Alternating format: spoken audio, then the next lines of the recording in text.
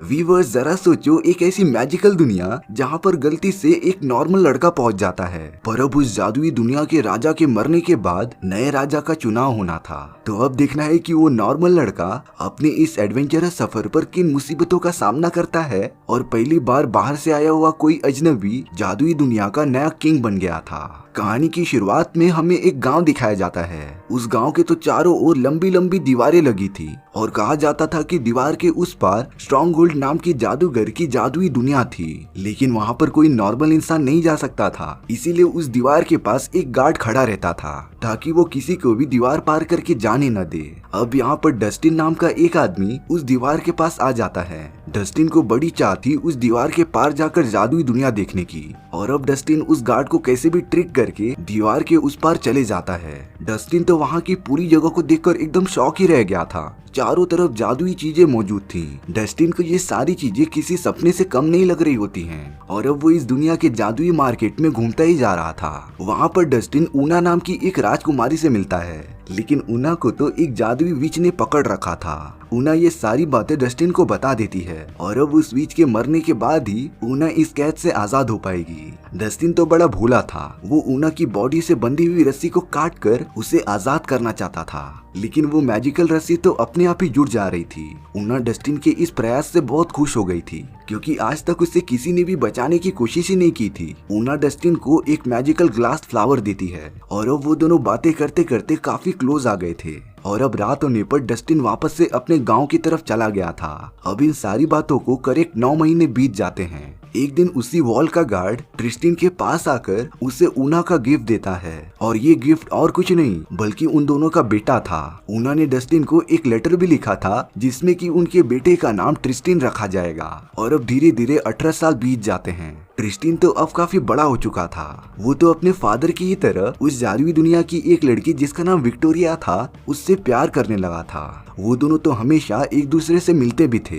एक दिन ट्रिस्टिन जब विक्टोरिया के लिए कुछ फूल लेकर जा रहा था, तभी विक्टोरिया के घर के नीचे एक और अजनबी खड़ा रहता है जो विक्टोरिया के लिए ही आया था। वो आदमी तो ट्रिस्टिन को मारता है और उसे वहाँ से भगा देता है। ट्रिस्टिन को अब लगने लगा था कि उसे विक्टोरिया से शादी की बात कर लेनी चाहिए, इसीलिए अब ट्रिस्टिन विक्टोरिया के पास जाकर उसे शादी के लिए प्रपोज कर देता है। ट्रिस्टिन कहता है कि वो उसके लिए कुछ भी करने के लिए तैयार है। तभी दूसरी तरफ में उस जादुई दुनिया का एक बहुत बड़ा महल दिखाया जाता है, जहाँ पर उस दुनिया का राजा स्टार डस्ट रहता था। राजा की हालत बहुत ही ज्यादा खराब थी, और वो तो अब कुछ ही टाइम में मरने भी वाले थे। और अब राजा को ये डिसीजन लेना था कि उसके जाने के बाद जादुई दुनिया का नया राजा कौन बनेगा। राजा के कुछ बेटों ने सिंहासन पाने के लिए अपने कई भाइयों को मार डाला था, और उनकी आत्मा तो अभी भी वहाँ पर भटकती रहती है। साथ ही साथ राजा को अपनी बेटी ऊना की भी चिंता थी, जिसे कि इतने सालों से एक विच ने पकड़ रखा था।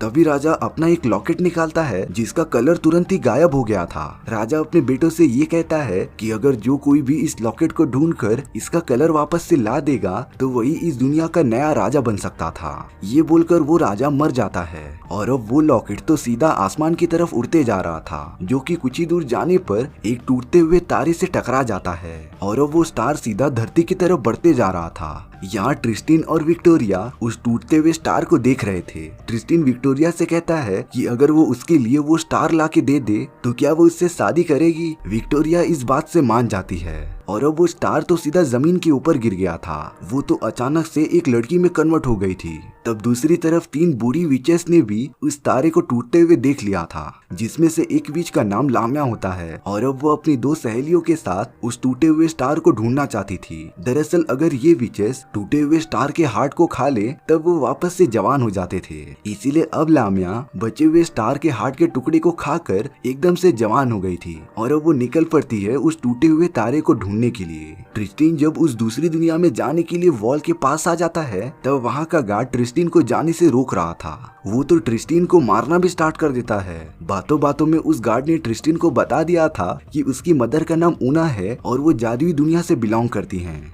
यहाँ पर वो स्टार वाली लड़की जिसका नाम मे था वो होश में आ जाती है। मे को तो उस जगह पर एक लॉकेट भी मिलता है जो कि उस राजा ने फेंका था।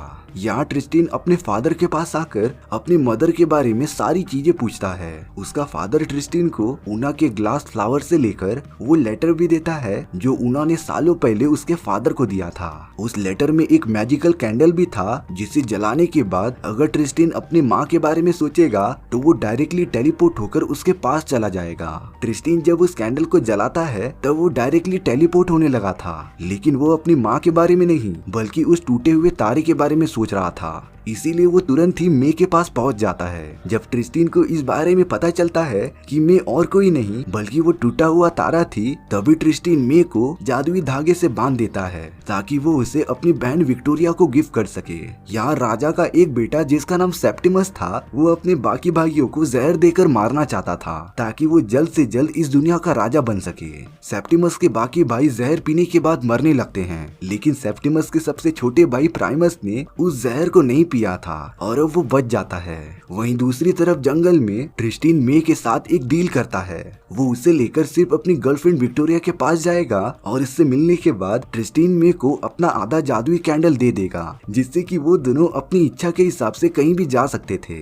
यहाँ पर लामिया कुछ लोगों को अपनी जादू का यूज करके भेड़ में कन्वर्ट कर देती है, जिनकी मदद से वो अपनी गाड़ी पर बैठकर आगे बढ़ रही थी। लामिया को किसी भी कीमत में उस स्टार को ढूंढना था जिससे कि वो अपने सहेलियों के साथ शेयर करके हमेशा के लिए जवान हो जाए। अब लामिया उसी बीच के पास पहुंचती है जिसने ऊना को अपने पास कैद किया था। उस बीच ने लामिया के साथ काफी अच्छे से बात की और उसने तो लामिया को कुछ खाने के लिए भी दिया था, लेकिन पता नहीं क्यों लामिया उस विच को स्टार के बारे में सब कुछ बताने लगी थी। तब जाकर रिवील होता है कि उस खतरनाक विच ने लामिया को जो चीज खाने के लिए दी थी वो एक जड़ी बूटी थी जिसे खाने के बाद सभी लोग सच बोलते थे। इसीलिए अब लामिया गुस्सा होकर अपनी जादू की मदद से उस विच को श्राप दे देती है जिससे कि वो टूटे हुए स्टार को कभी पहचान ही नहीं पाएगी। अब ट्रिस्टिन पानी पीने के लिए जंगल में चले जाता है, लेकिन उसने जाने से पहले मे को अपनी जादुई रस्सी से एक पेड़ के चारों ओर बांध दिया था। लेकिन अब बहुत टाइम बीतने के बाद भी ट्रिस्टिन वापस नहीं आ रहा था, पर तभी अचानक से मे के पास एक व्हाइट कलर का यूनिकॉर्न आ जाता है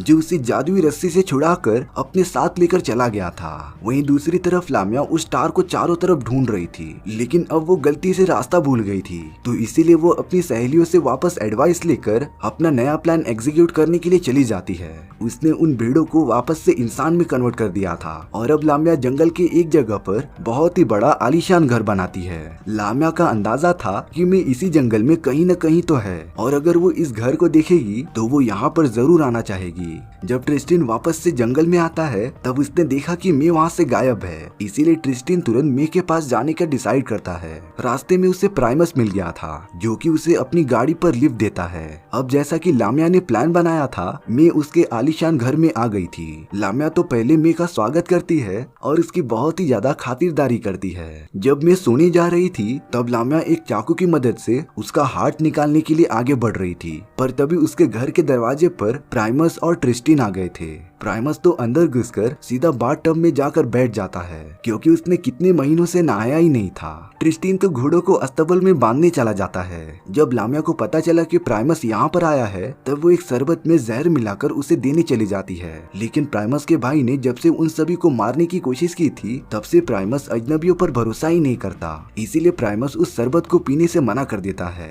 इसके बाद वो मेड उस जहरीले शरबत को लेकर ट्रिस्टिन को देने चली जाती है। ट्रिस्टिन को इस बारे में कुछ भी नहीं पता था, इसीलिए वो उस जहरीले शरबत को आराम से पीने जाता है, पर तभी उस जगह पर वही यूनिकॉर्न आ गया था जिसने ट्रिस्टिन को धक्का देकर वो जहरीला शरबत गिरा दिया था। वहीं दूसरी तरफ लामिया ने प्राइमस को चाकू की मदद से जान से मार दिया था। ट्रिस्टिन ने ये सारी चीजें देख ली थी और अब वो मे के पास पहुंच जाता है। लामिया ने तो अपनी जादुई पावर्स का यूज करते हुए उस पूरी जगह को आग लगा दी थी जिससे कि ट्रिस्टिन और मे भाग न सके, पर तभी ट्रिस्टिन वो जादुई कैंडल निकालता है जिसे जलाने के बाद वो दोनों टेलीपोर्ट होकर वहाँ से गायब हो जाते हैं। लामिया तो बहुत ही ज्यादा गुस्सा होकर एकदम से चिल्लाने लगी थी, पर ट्रिस्टिन और मे टेलीपोर्ट होकर कोई सेफ जगह पर नहीं बल्कि बादलों के एकदम बीचों बीच पहुंच जाते हैं, क्योंकि उन दोनों ने टेलीपोर्ट होते समय दो अलग अलग जगहों के बारे में सोचा था, इसीलिए वो एक ग्लिच के कारण बादलों के बीच आकर फंस गए थे। वो दोनों तो बच्चों की तरह एक दूसरे से झगड़ते रहते हैं। तभी उस जगह पर जादुई पायरेट्स अपनी शिप लेकर पहुंच गए थे, जिन्होंने ट्रिस्टिन और मे पर जाल फेंक कर उन्हें पकड़ लिया होता है।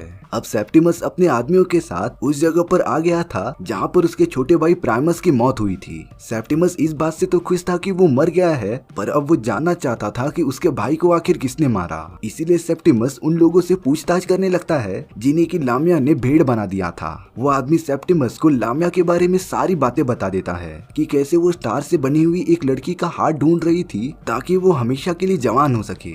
इसीलिए अब सेप्टिमस भी उसी आदमी के साथ लामिया और मे को ढूंढने चला गया था। यहाँ लामिया धीरे धीरे वापस बूढ़ी होती जा रही थी, तो इसीलिए वो अपनी सहेलियों के पास आकर मदद मांगती है। उन सभी को इस बात का पता चल गया था कि मे धरती पर है ही नहीं, यानी कि वो आसमान की जादुई दुनिया में ही हो सकती है। अब हमें मे और ट्रिस्टिन को उस शिप पर दिखाया जाता है। उस शिप के कैप्टन शेक्सपियर को जब इस बारे में पता चला कि ट्रिस्टिन उसी के गांव से बिलोंग करता है, तो अभी शेक्सपियर ने उन दोनों को लेकर एक कमरे में बंद कर दिया था, क्योंकि वो नहीं चाहता था कि बाकी के पायरेट्स ट्रिस्टिन और मे को हर्ट करें। इसके बाद ट्रिस्टिन शेक्सपियर को अपनी कहानी के बारे में बताता है और अब धीरे धीरे करके उन तीनों की दोस्ती हो गई थी। शेक्सपियर तो ट्रिस्टी और मे को अपने बेटे और बेटी की तरफ प्यार करने लगा था। एक दिन शेक्सपियर ट्रिस्टिन को लेकर एक बंदरगाह पर आता है, जहाँ पर वो ट्रिस्टिन को एक ऐसा मैजिकल ऑब्जेक्ट दिखा रहा था जिसके अंदर बिजली की पावर्स एब्जॉर्ब हो सकती थी। इसके बाद वो सब अपने शिप में वापस लौट जाते हैं। शेक्सपियर ने तो ट्रिस्टिन को तलवारबाजी भी करना सिखा दिया था और अब वो उन दोनों को जमीन पर नीचे उतार देता है ताकि वो अपने अपने रास्ते जा सके। अब सेप्टिमस मे को ढूंढते हुए शेक्सपियर के शिप में आ जाता है, लेकिन जब वो शेक्सपियर से पूछताछ करने के लिए उसके सामने गया था, तब उन पायरेट्स ने मिलकर सेप्टिमस पर एक साथ हमला कर दिया था, जिनसे डर कर सेप्टिमस वहाँ से भाग जाता है। ट्रिस्टिन यहाँ पर उसी विच के सामने आ गया था जिसने कि उसकी माँ यूना को बंदी बनाया था, लेकिन ये बात ट्रिस्टिन को पता नहीं थी। ट्रिस्टिन तो उल्टा उस विच से हेल्प मांग रहा था, लेकिन वो मोटी विच इसके बदले ट्रिस्टिन को वो ग्लास फ्लावर देने के लिए कहती है। वो विच मे को देख नहीं पा रही थी, क्योंकि लामिया ने उसे श्राप दिया था कि वो स्टार वाली लड़की को पहचान ही नहीं पाएगी। लेकिन जब ट्रिस्टिन ने वो ग्लास फ्लावर उस विच को दे दिया, तभी उस विच ने ट्रिस्टिन को एक चूहे में कन्वर्ट कर दिया था, जो उसे अपने साथ लेकर चली जाती है।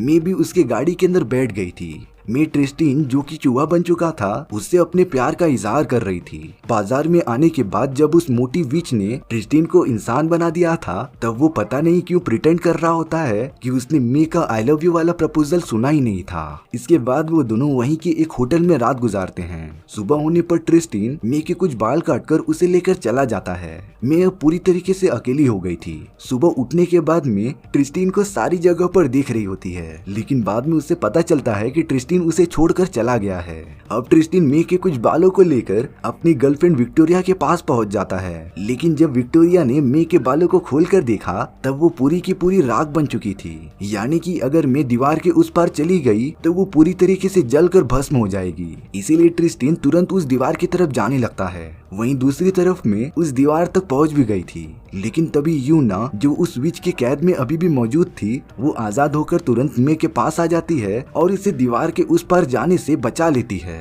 लेकिन अब तो वहाँ लामिया भी आ गई थी, जो मे और यूना दोनों को ही पकड़कर अपने साथ लेकर चली जाती है।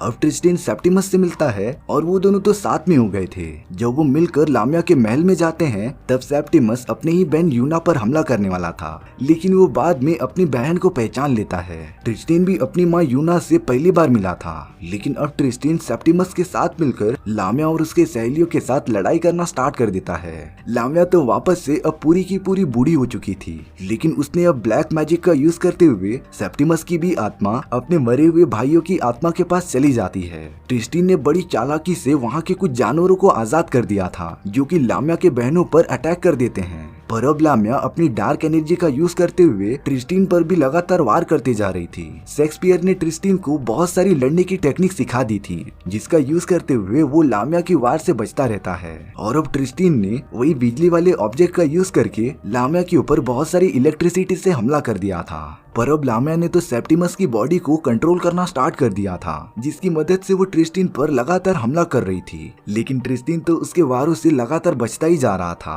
पर लामिया जैसे ही ट्रिस्टिन को मारने जाती है, तभी मैं तुरंत ट्रिस्टिन के गले लग गई थी, जिससे वहाँ पर एक बहुत ही पावरफुल पॉजिटिव एनर्जी निकलती है, जो लामिया को लगातार डैमेज देती ही जा रही थी। और कुछ देर बाद लामिया एकदम से डिस्ट्रॉय हो जाती है। ट्रिस्टिन जब नीचे गिरे हुए राजा के उस लॉकेट को हाथ में लेता है, तब उस लॉकेट में कलर वापस आ गया था।